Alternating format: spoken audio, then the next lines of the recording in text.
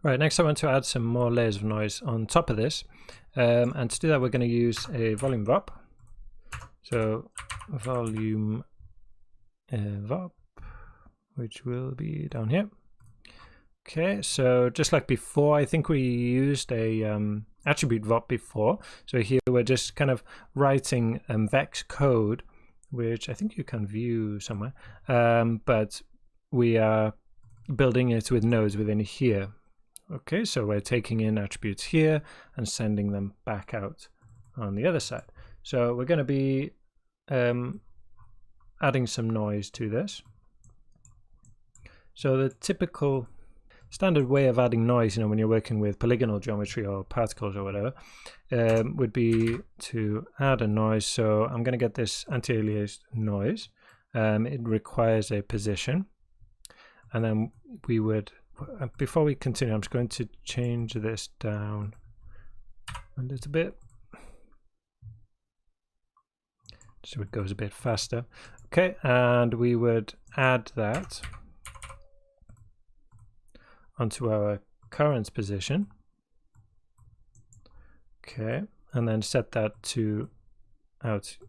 And that's not really working well. We're getting a really weird result there. Okay, and the reason for that is we need to add one more node here, which will be the volume sample.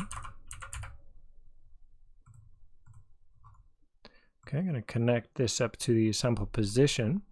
So we're using the position of the voxels coming in, and then we're going to be sampling the first input, which will be the entire volume. So it's looking a bit better. You can see if I come out here and bypass that, you can see we're getting something a bit more interesting. So this is going to be looking at the volume in its entirety and not just the position of the dense voxels, within the elephant, but it's going to be looking outside of the elephants as well, and that allows us to kind of deform the volume outside of where it previously was. If I push the amplitude up, you might see that a bit. So I'll leave this value, it's too high, but we're getting a weird value. We're getting, volume kind of being cut off there. And the reason for that is that the bounds of this volume are too small.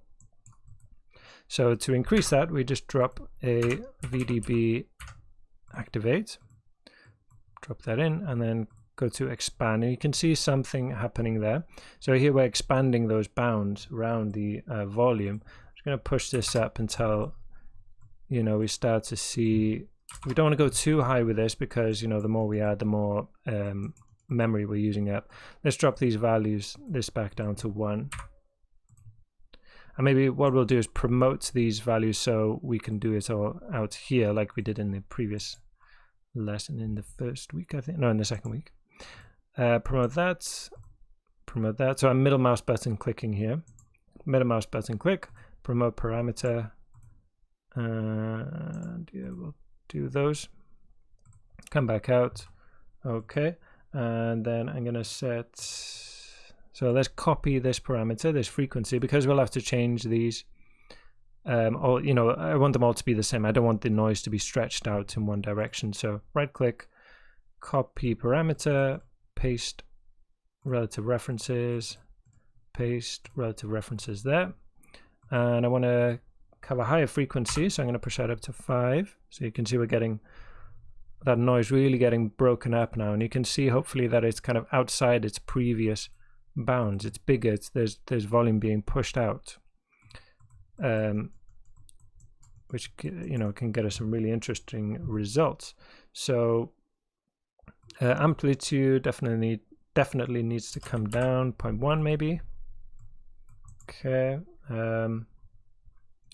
Let's see. Let me push the frequency up a bit.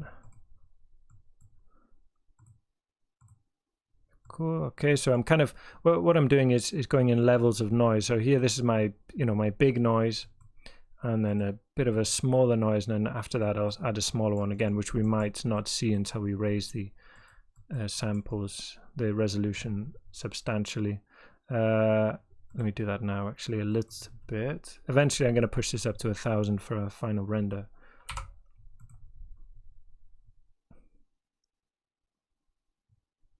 Push that to 500.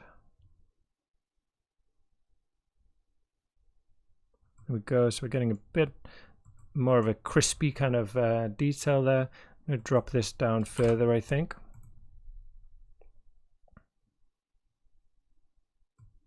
Can try. Let me have a look at the other noise types. These are just different algorithms for calculating that noise. Yeah, that's pretty cool. Okay, we'll leave that, and then I'll do. We should start to write what we're doing in all these. So here, let me say tail, ears, tusks. There are two. Remap, we know what we're doing there. Paint, and then here was the legs, and then here was the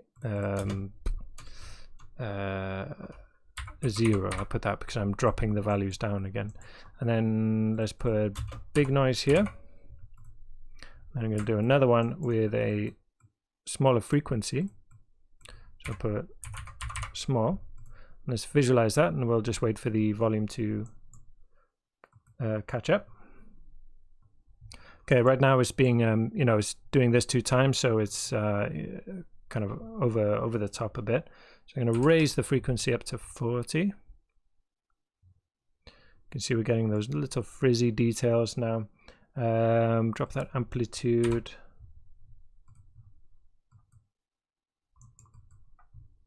To 0.02.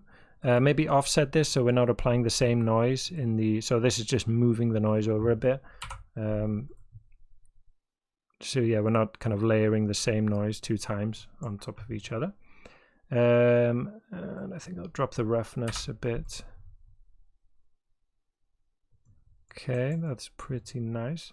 So if we drop that VDB visualize tree again, we should be able to see, you can see those bounds, right? So all of these blue voxels are kind of padding around. That's what we gained when we did this. So that, the higher we push this up, the more memory we're using up. And I don't see any clipping now, so that's fine.